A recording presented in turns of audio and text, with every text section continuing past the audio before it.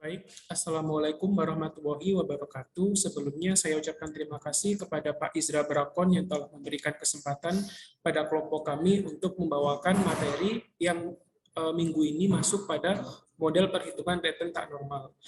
Kami akan memaparkan hasil pencarian dan juga pengumpulan materi dari kelompok kami yang beranggotakan yang pertama ada Hafiduna Indra Lutfi dengan NIM 030, selanjutnya adalah Mbak Naili Fauziah dengan NIM 066, dan Mbak Lingga Happy Lestari dengan NIM 113, selanjutnya dengan saya sendiri, Hanifuddin, dengan NIM 125.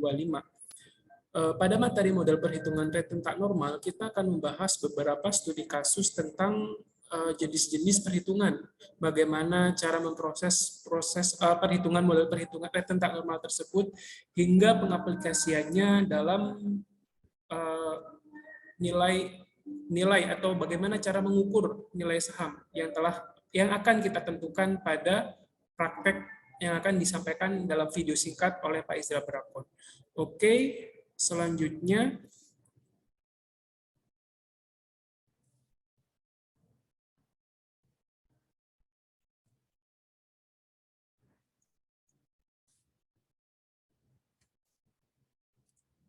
baik, mohon maaf. Untuk materi pertama, kita akan mempelajari definisi umum atau definisi awal dari return tak normal itu sendiri. Return tak normal atau biasa dengan disebut sebagai abnormal return merupakan kelebihan return yang sesungguhnya terjadi terhadap return normal. Return normal merupakan return expectation atau return yang diharapkan oleh para investor. Dengan demikian, kita bisa menarik kesimpulan bahwasanya return tak normal adalah selisih antara return sesungguhnya yang terjadi dengan return expectation. Kita dapat menghitung return tak normal ini dengan rumus RTN IT sama dengan RIT dikurangi dengan E, lalu di dalamnya keterangannya itu R terus IT. Keterangannya untuk notasinya yang pertama adalah RTN IT itu adalah return tak normal atau abnormal return sekuritas ke I pada periode peristiwa ke T. Selanjutnya adalah RIT, yaitu mengandung definisi itu adalah return realisasian yang terjadi untuk sekuritas ke I pada periode peristiwa ke T. Selanjutnya adalah RIT sendiri, variabel yang terakhir yaitu return expectation sekuritas untuk ke I digunakan untuk periode peristiwa ke T dengan keterangan I, T. Baik, selanjutnya menurut Brown dan Warner pada tahun 1985, model return expectation ini dibagi menjadi 3. Yang pertama adalah mean adjusted model, yang kedua adalah market model, yang ketiga adalah market adjusted model.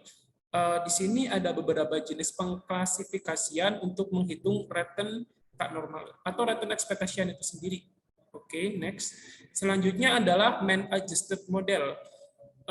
Model sesuaian rata-rata atau biasa disebut dengan band adjusted model itu menganggap bahwa return expectation bernilai konstan yang sama dengan rata-rata return realization sebelumnya selama periode estimasi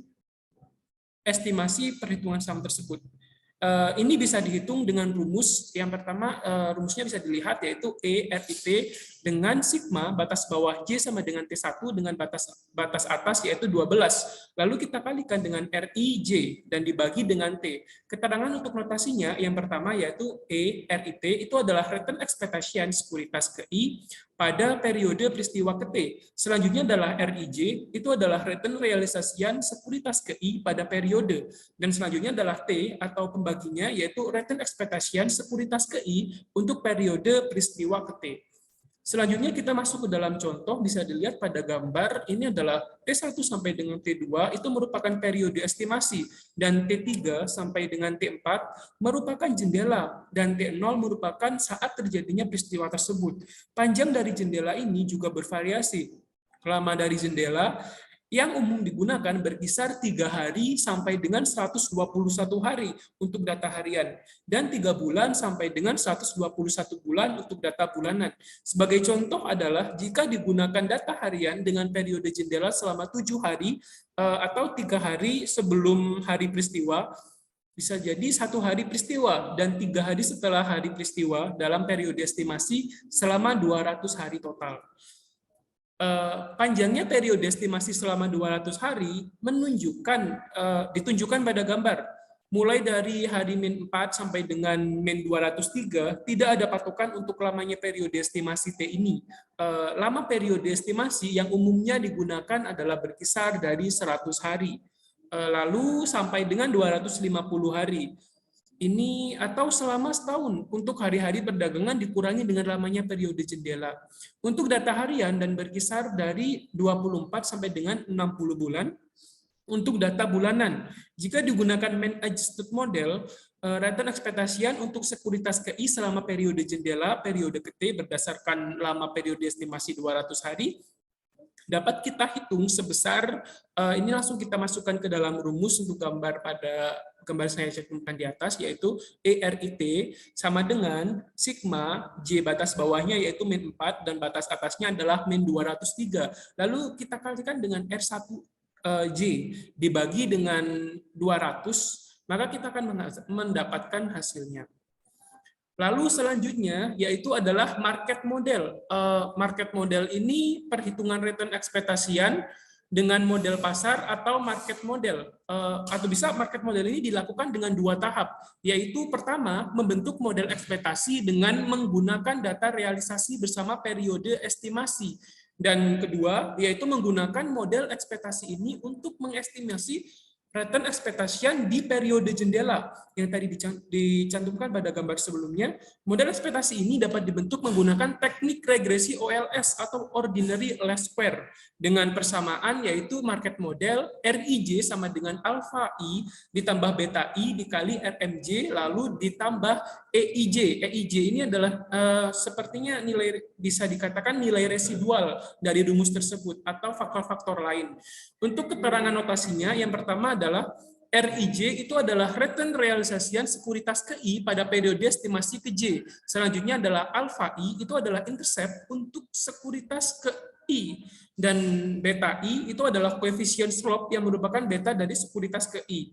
Lalu ada RMJ, variabel selanjutnya itu adalah return index pasar pada periode estimasi ke J yang dapat dihitung dengan rumus RMJ sama dengan IHSG atau indeks harga saham J dikurangi dengan IHSG min J, lalu dapat kita bagi dengan IHSG J min 1 dengan indeks harga saham gabungan. Dan untuk EIJ sendiri tadi sudah disinggung bahwasanya itu adalah kesalahan residu sekuritas ke I pada periode estimasi ke J. Baik, untuk contoh kasus pada market model ini akan disampaikan oleh rekan saya yaitu Saudara Hafiduna Indra Lutfi.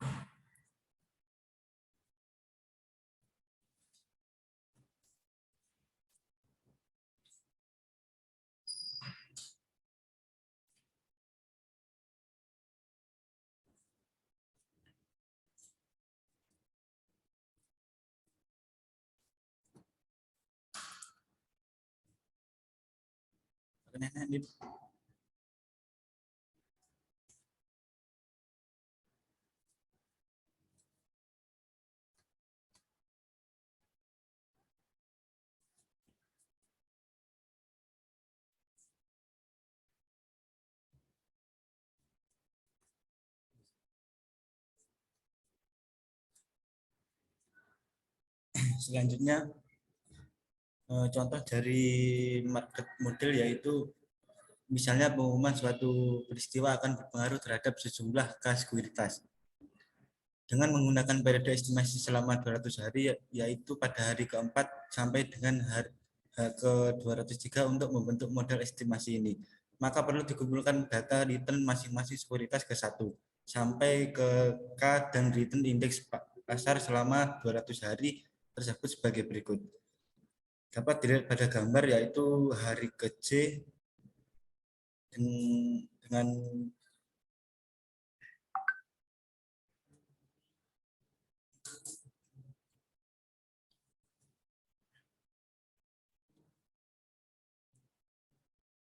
ini mau menit angka ya, angka ini.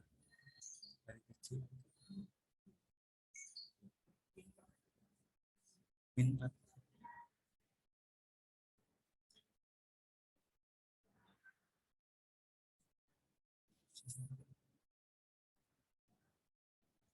bisa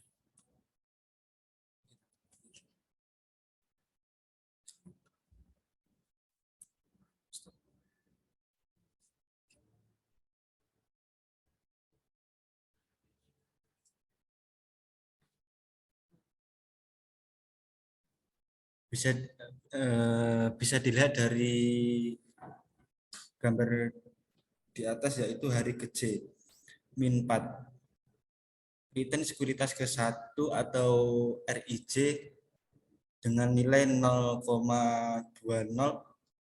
Selanjutnya return sekuritas kedua yaitu atau R2, J dengan nilai 0,18 sampai return sekuritas ke K RK, J indeks yang seterusnya yaitu return indeks pasar RM, J dengan nilai 0,15.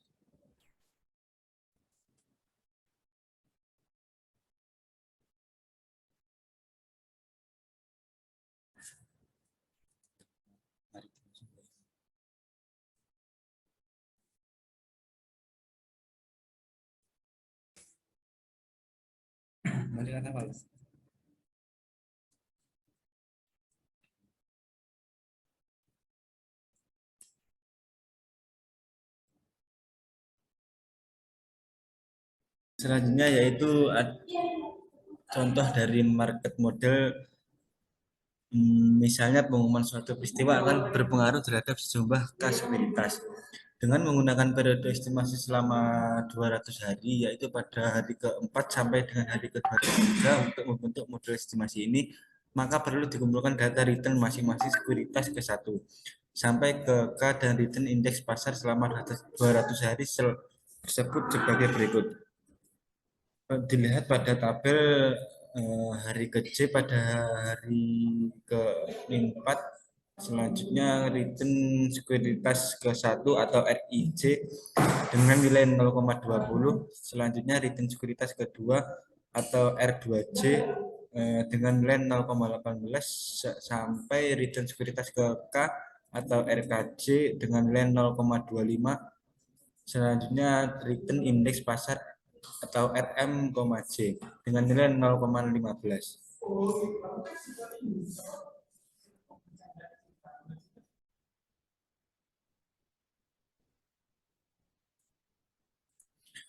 Lalu untuk sekuritas ke satu dengan menggunakan persamaan dapat dilihat pada gambar pada buku 17.3. Return sekuritas ini untuk hari keempat sampai dengan 203 diregresikan dengan return indeks pasar untuk hari yang sama, yaitu hari keempat sampai dengan 203.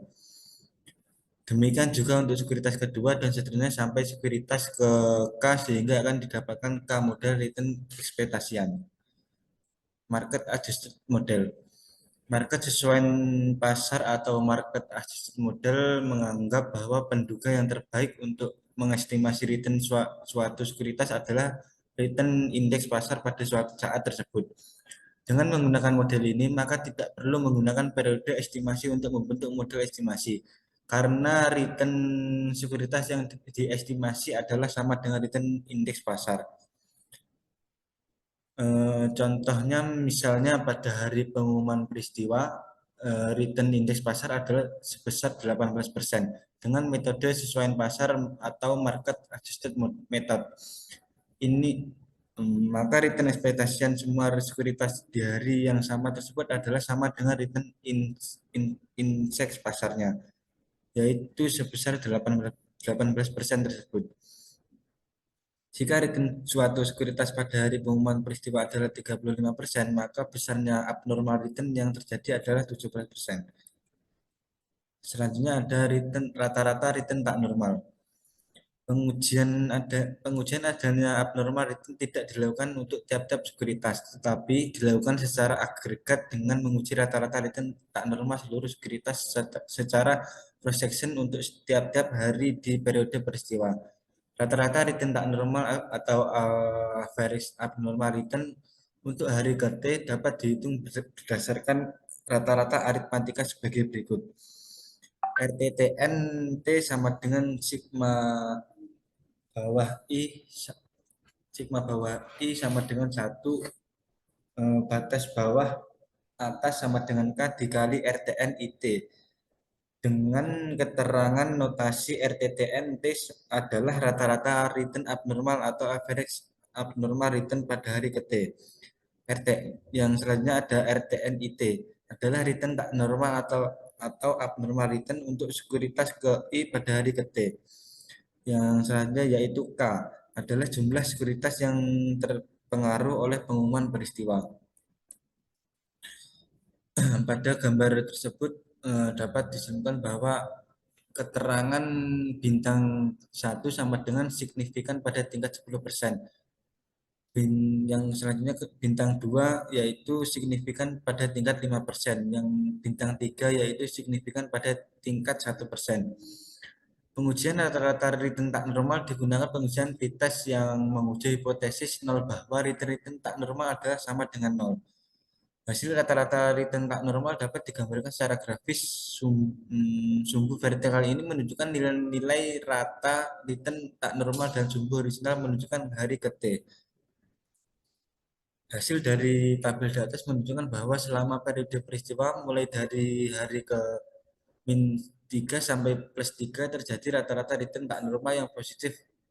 Akan tetapi return tak normal yang secara statistik signifikan hanya terjadi di hari min 1, 0, plus 1, plus 2, dan plus 3. Rata-rata return tak normal yang signifikan pada hari min 1 menunjukkan bahwa sehari sebelum peristiwa diumumkan, informasi tersebut sudah bocor ke publik yang ditunjukkan oleh reaksi pasar yang signifikan pada hari min 1 itu.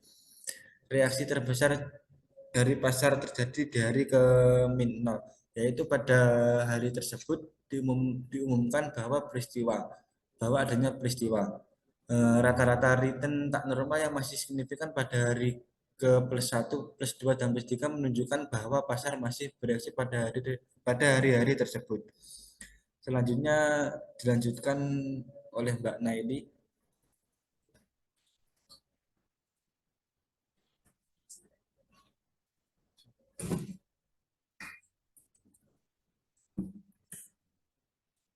Baik. Selanjutnya adalah akumulasi return tak normal, atau bisa juga disebut dengan akumulatif abnormal return. Oke, ARTN ini merupakan penjumlahan dari abnormal return hari sebelumnya dalam periode peristiwa untuk tiap sekuritas.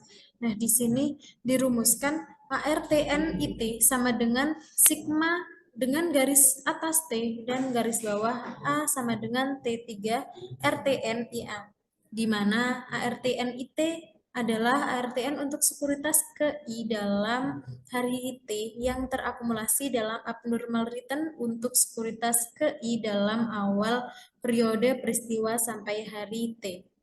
Kemudian RTNIA yaitu return tak normal untuk sekuritas ke 1 dalam hari T3 sampai hari T.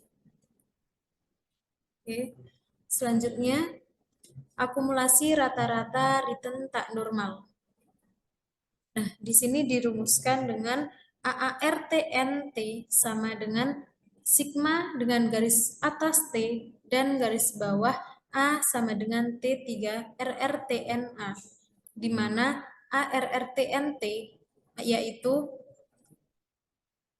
ARRTN untuk sekuritas ke 1 dalam hari T. Sedangkan RRTNA adalah average abnormal return dalam hari dari T3 sampai hari T. Di mana di sini digambarkan akumulasi rata-rata return tak normal itu di sini bisa terlihat dari minus 3 sampai dengan minus 1 ini sudah ada kenaikan karena di sini sudah investor sudah mendapatkan informasi. Nah, di sini puncaknya ada pada T1 dan sampai T3 seperti di gambar ini ya. Nah, di sini akumulasi rata-rata return tak normal dia bisa menghitung secara akumulatif bagaimana rata-rata return suatu peristiwa begitu. Jadi di sini lebih mengutamakan apa yang sebenarnya atau apa yang terjadi, bukan karena hal-hal lain tapi memang secara real begitu. Nah, selanjutnya adalah pengujian statistik terhadap return tak normal. Tujuan dari pengujian ini adalah melihat signifikansi dari abnormal return atau tidak sama dengan 0 yang muncul pada periode peristiwa. Nah, kita bisa menstandarisasi nilai tak normal return dengan rumus yaitu T sama dengan beta dibagi kesalahan standar estimasi, di mana T itu adalah T hitung. Kemudian rumus RTNSIT sama dengan RTNIT dibagi KSEI, di mana notasinya adalah RTNS yaitu return tak normal standarisasi sekuritas KI pada hari ke-T di periode peristiwa, dan RTN1 yaitu return tak normal sekuritas KI pada hari ke-T di periode peristiwa. KSE kesalahan standar estimasi untuk sekuritas KI. Jadi kenapa digunakan pengujian T? Karena dengan uji T ini bisa dilakukan dengan cara standarisasi nilai return tak normal. Standarisasi dilakukan dengan membagi nilai return tak normal dengan nilai kesalahan standar estimasinya.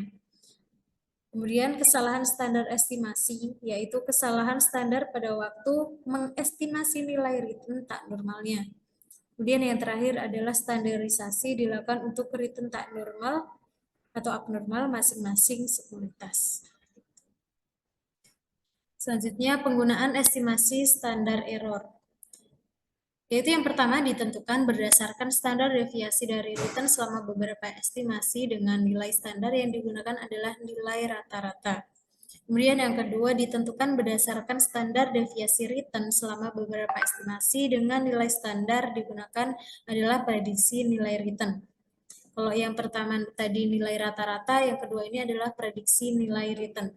Kemudian yang ketiga adalah ditentukan berdasarkan standar deviasi return pada hari T pada cross section selama periode peristiwa. Kemudian kesalahan standar estimasi berdasarkan rata-rata return periode estimasi. Nah, cara pertama menghitung kesalahan standar estimasi berdasarkan deviasi nilai-nilai return dari nilai rata-rata returnnya selama periode estimasi dan dapat dirumuskan sebagai berikut. Nah, bisa dilihat di sini, rumusnya adalah KSEI sama dengan akar dari sigma dengan garis atas 12 dan garis bawah J sama dengan T1 dikali RIJ minus rata-rata R di pangkat 2 dibagi T1 minus 2. Dengan notasinya KSEI yaitu kesalahan standar estimasi untuk sekuritas KI, RIJ yaitu return sekuritas KI untuk hari ke-J selama periode estimasi, dan T1 yaitu jumlah hari di periode estimasi atau TI ya, itu adalah jumlah hari di periode estimasi yaitu hari ke T1 sampai hari ke T2. Kemudian untuk contohnya seperti yang ada di buku rujukan yaitu rata-rata return sekuritas dan kesalahan standar estimasi masing-masing sekuritas selama periode estimasi bisa dilihat sebagai berikut ya. Jadi ini ada hari ke-J, nanti kita akan melihat berapa sekuritas ke-1, 2, dan seterusnya begitu. Dengan menentukan berapa rata-rata R dan KSEI. Nah, ini bisa dilihat return sekuritas ke-1 rata-rata RI-nya yaitu 0,12 dan return sekuritas ke-1 yang KSEI yaitu 0,02. Kemudian return sekuritas kedua ya R rata-ratanya rata-rata R-nya yaitu 0,15 dan seterusnya seperti yang sudah dicontohkan. Nanti misal kita akan menentukan berapa sekuritas ke 2, 3 dan seterusnya bisa seperti yang sudah dicontohkan seperti ini. Kemudian selanjutnya pengujian T umumnya dilakukan untuk return portofolio atau rata-rata return semua sekuritas pada hari ke-T di periode peristiwa.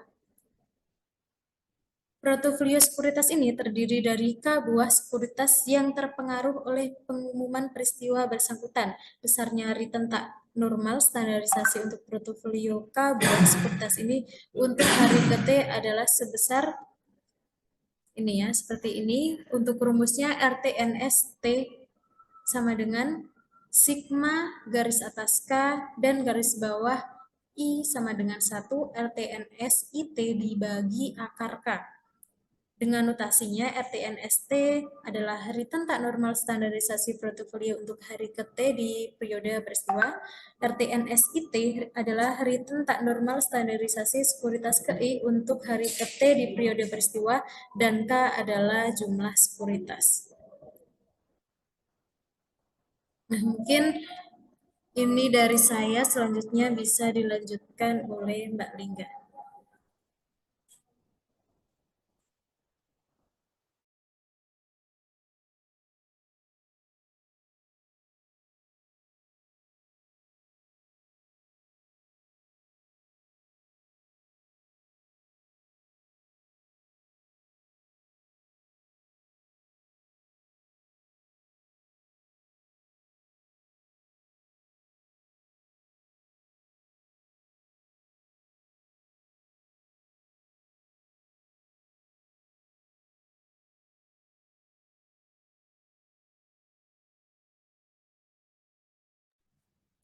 Baik, selanjutnya saya akan melanjutkan cara yang kedua, yaitu kesalahan standar estimasi berdasarkan prediksi return periode estimasi.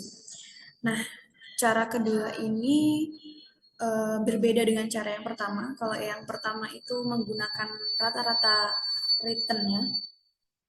Sorry, slide-nya. Kalau yang pertama ini kan kita tadi menggunakan rata-rata return. Nah, kalau yang cara kedua menggunakan prediksi return-nya. Dengan rumus KSEI sama dengan akar, sigma batas atas T2, batas bawah J sama dengan T1, RIJ dikurang RIJ kuadrat dibagi T1 kurang 2. Di mana RIJ sama dengan estimasi return sekuritas ke-1 untuk hari ke selama periode estimasi. Next. Nah, dapat dilihat pada tabel 17.8 pada buku ada di halaman 696 di mana dijelaskan kesalahan standar estimasi untuk masing-masing sekuritas yang dihitung dengan menggunakan cara yang kedua ini. Nah, pada hari ke J ini dapat dilihat ya, pada sekuritas 1 KSEI-nya adalah 0,08. Pada sekuritas kedua itu 0,07 dan sekuritas ke K itu 0,05. Selanjutnya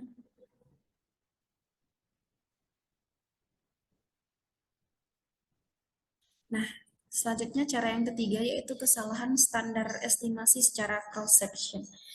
Nah, cara ketiga ini adalah menghitung kesalahan menggunakan periode peristiwa, jadi tidak menggunakan periode estimasi. Nah, cara ketiga ini itu lebih tepat digunakan untuk model sesuaian pasar atau market adjust model yang hanya menggunakan periode peristiwa dan tidak menggunakan periode estimasi. dengan rumus KSEI sama dengan akar sigma batas atas K batas bawah I sama dengan 1, RTN IT dikurang rata-rata return tak normalnya kuadrat dibagi K-1, 1 dibagi akar K. Dengan notasi KSET, yaitu kesalahan standar estimasi untuk hari ke T di periode peristiwa, RTNIT, return tak normal, sekuritas ke I untuk hari ke T di periode peristiwa, dan RTNT, rata-rata return tak normal, K sekuritas untuk hari ke T di periode peristiwa, dan K adalah jumlah sekuritasnya. Next. Nah, contohnya, return tak normal pada hari ketiga untuk sekuritas ke-1 adalah sebesar 0,11. Untuk sekuritas kedua adalah sebesar 0,6. Dan untuk sekuritas ke-A adalah sebesar 0,10. Nah, data ini diambil dari tabel 17.5 pada buku halaman 680. Rata-rata return tak normal untuk hari ketiga ini adalah sebesar menggunakan rumus yang tadi, RTN-3 sama dengan 0,11 plus 0,6 plus 0,10 dibagi K sama dengan 0,07. Besarnya KSE ketiga adalah sebesar, menggunakan rumus tadi, KSE 3 sama dengan 0,11 dikurang 0,07 ditambah 0,06 dikurang 0,07 ditambah 0,10 dibagi K-1, 1 dibagi 2 dikali 1 dibagi K setengah. Dapat di hasilnya 0,65. Maka besarnya T hitung adalah hasil yang tadi 0,07 dibagi dengan 0,65 dan mendapatkan hasil 0,108.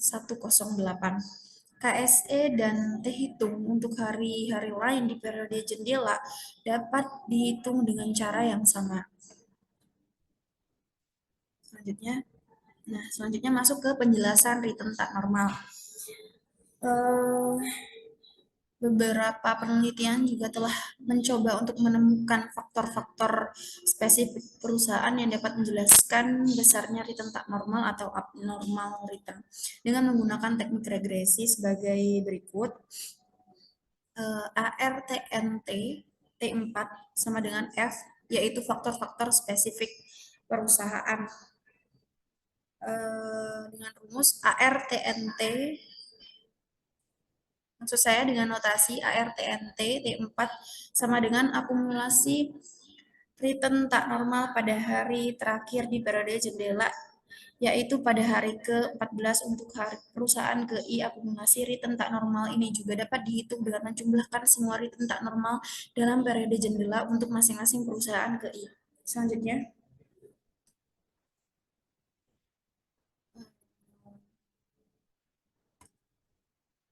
menggunakan rumus ARTNI sama dengan beta 0 plus beta 1 delta E PSI plus I. Selanjutnya,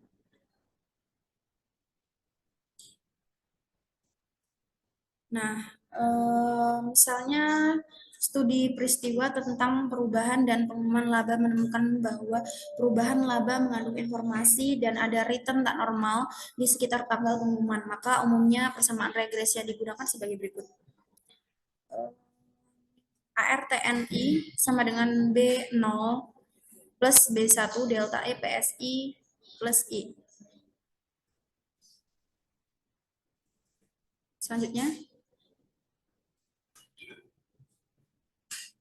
untuk menjelaskan seberapa hebat respon pasar terhadap perubahan laba yang digunakan CAR untuk melihat besarnya perubahan penghasilan memengaruhi return tak normal. Persamaan regresinya sebagai berikut. ARTNI sama dengan beta 0 plus beta 1 delta EPSI plus beta 2 delta AKSI dengan notasi delta AKST perubahan arus kas per lembar saham ke perusahaan I. Nah, dapat dilihat B1 menunjukkan koefisien respon laba terhadap return tak normal jika jika beta satunya itu lebih signifikan. Sedangkan jika yang lebih signifikan itu adalah beta 2-nya, maka menunjukkan koefisien respon arus kas terhadap return tak normal.